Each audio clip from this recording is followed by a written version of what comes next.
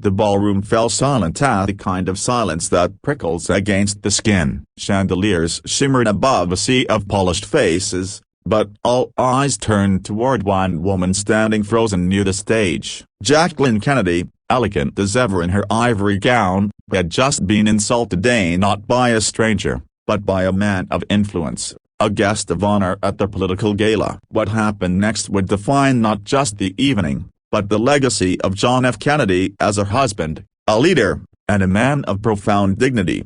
It had begun as a night of celebration. The Kennedys, young, charismatic, and beloved by the public, had arrived at the charity event to raise funds for veterans' families. Reporters swarmed, cameras flashed, and guests whispered about how perfect they seemed as the golden couple of America. But behind the glamour, both John and Jackie were under immense pressure. His rising political career had placed every aspect of their lives under scrutiny. Every word, every look, every gesture, all dissected by the press and public alike. Jackie, known for her grace, often found herself the target of cruel gossip. That night, as the music softened and guests raised their glasses, a well-known industrialist, a man with too much power and too little tact, took the microphone to deliver what was meant to be a light-hearted toast. Instead, his words turned venomous. He made an unkind remark about Jackie's privileged upbringing, calling her a pretty face made for the cameras, suggesting that her presence beside her husband was nothing more than political decoration.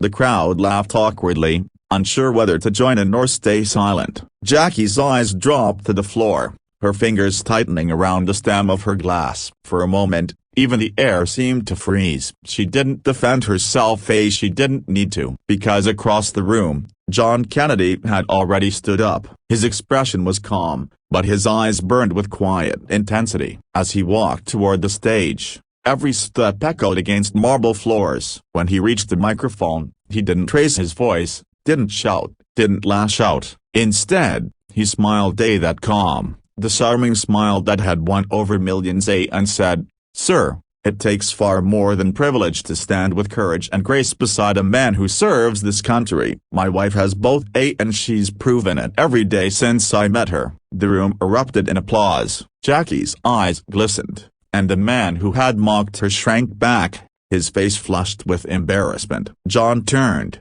offered his hand to his wife, and led her to the dance floor. The orchestra, sensing the magic of the moment, began to play softly. The crowd watched as they danced, not as a politician and his wife, but as two people deeply bound by respect and love. What few people knew was that behind that public moment lay years of private trials. Jackie had endured endless headlines about her fashion, her manner, her accent, all trivial things that overshadowed her intelligence and quiet strength. John, aware of this, had made it his mission to remind the world who she truly was, a woman of depth, grace, and resilience. After that night, something changed. The story spread across newspapers and radio shows, not as gossip, but as inspiration. People began to see the Kennedys differently. They were no longer just symbols of charm and power, they were human, flawed, compassionate, and unshakably united. In later years, when tragedy struck and the world mourned the loss of President Kennedy, Jackie's poise in the face of unimaginable pain reminded everyone of the strength John had spoken about that night. She carried herself with the same dignity that once silenced an entire ballroom, becoming a lasting symbol of courage in the shadow of grief. Looking back, that single moment, a husband standing up for his wife, became more than a story of chivalry. It became a lesson in leadership, love, and respect. John Kennedy didn't just defend his wife, he defended the principle that kindness and honor must guide even those in the highest places of power.